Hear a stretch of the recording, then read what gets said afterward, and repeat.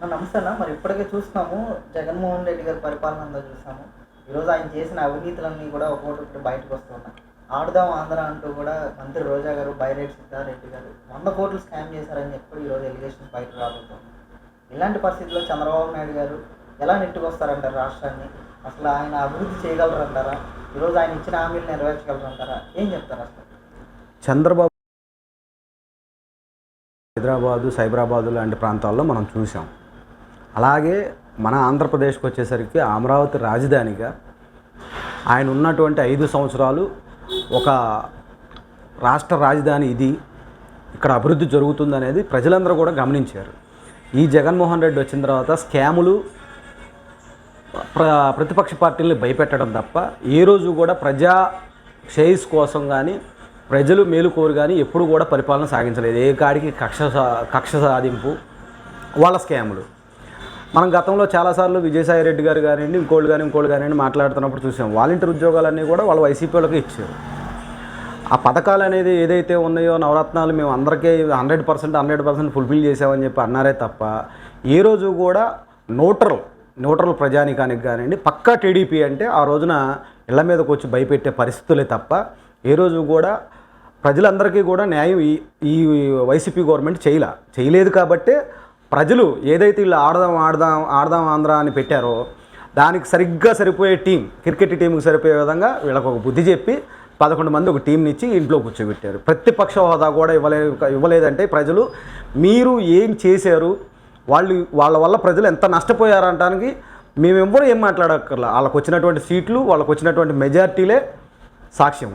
ఇవాళ కూటమి, రేపు చంద్రబాబు నాయుడు గారు అమరావతి రాజధాని ఉంది, ఆంధ్రప్రదేశ్ కానివ్వండి అభివృద్ధి చేయగలడు, అభివృద్ధి వికేంద్రీకరణ చేయగలడు. వీళ్ళలాగా తిక్కల వ్యవహారంలాగా 3 రాజధానులు, కడపకు ఒకటి, కర్నూలుకు ఒకటి, వైజాగ్ ఒకటి అలా కాకుండా ఖచ్చితంగా పంపించారంటే కడపలో క్లీన్ స్వీప్ టీడీపీ చేసింది. ఒక్క సీటు జగన్మోహన్ రెడ్డి తప్ప.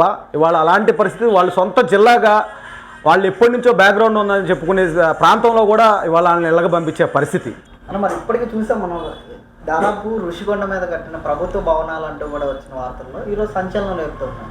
500 కోట్లు ఖర్చు పెట్టి ఒక ప్రధానమంత్రి, గవర్నర్, రాష్ట్రపతి, ముఖ్యమంత్రి ఇలాంటి వాళ్ళు ఉండడానికి సరైన భవనం లేదని మేము ఈరోజు కట్టాము 500 కోట్లు ఖర్చు పెట్టామని చెప్పి వైసీపీ వాళ్ళు చేస్తున్న వాదనలో. మరి దీన్ని చూసి ఎలా అనిపించింది? దాదాపు 60 కోట్ల వరకే బాత్రూమ్లు ఖర్చు పెట్టారని చెప్పి తెలుస్తుంది. సో ఎలా అనిపించింది అసలు? ఏం చెప్తారు?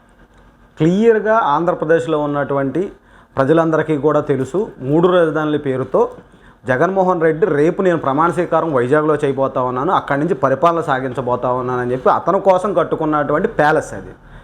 ఏదైతే కోటాను కోట్లు బాత్రూమ్కే కోట్ల రూపాయలు, లక్షల రూపాయలు ఖర్చు పెట్టారంటే వాళ్ళకి ప్రజల మీద కానీ, ప్రాంతాల మీద కానీ, ఆంధ్రప్రదేశ్ అభివృద్ధి మీద కానీ ధ్యాస లేదనేది. ప్రమాణ స్వీకారం వైజాగ్లో చేస్తూ ఉన్నాను, ఋషికొండ ఇల్లు కట్టుకుంది ఆయన కోసం. ఇవాళ మంగళవారం కౌరులు వాళ్ళు చెప్తా ఉంటే కుదరదు కదా. ఎందుకంటే ప్రజలు ఉంది, మేము 175 గెలవబోతా ఉన్నాం, మేము అక్కడి నుంచే పరిపాలన సాగిస్తా ఉన్నాం. నీకోసం కట్టుకున్న ప్యాలెస్ని ఇవాళ ఏదో నీకు అధికారం పోయే గవర్నర్ కోసం కట్టించానంటే, గవర్నర్ గారు నువ్వు రాకముందు నుంచి కూడా దరిదాపుగా 10 సంవత్సరాల నుంచి కూడా గవర్నర్ గారికి ఒక బంగ్లా ఉంది, అది విజయవాడలో ఉంది, ఆయన సౌకర్యంగానే ఉన్నారు. అనేక మంది గవర్నర్లు మారుతూ ఉన్నారు తప్ప ఎవరికీ లేని పుట్టుకొచ్చిందని చెప్పి ప్రజలందరూ కూడా నమ్మే పరిస్థితుల్లో లేరు. ఏదైతే జగన్మోహన్ రెడ్డి నీ సొంత విలాసాలకు కట్టించుకున్నావో అది వాళ్ళ నువ్వు కళ్ళబుల్లి కౌరులు చెప్తే నమ్మే పరిస్థితుల్లో జనాలు లేరని ఖచ్చితంగా చెప్తా ఉన్నాం. మరి ప్రస్తుతం మరో పక్కన ఏదైతే మాజీ సీఎం జగన్మోహన్ రెడ్డి గారి ఇంట్లో సచివాలయం సెట్టింగ్ వేయించడానికి దాదాపు 3 కోట్ల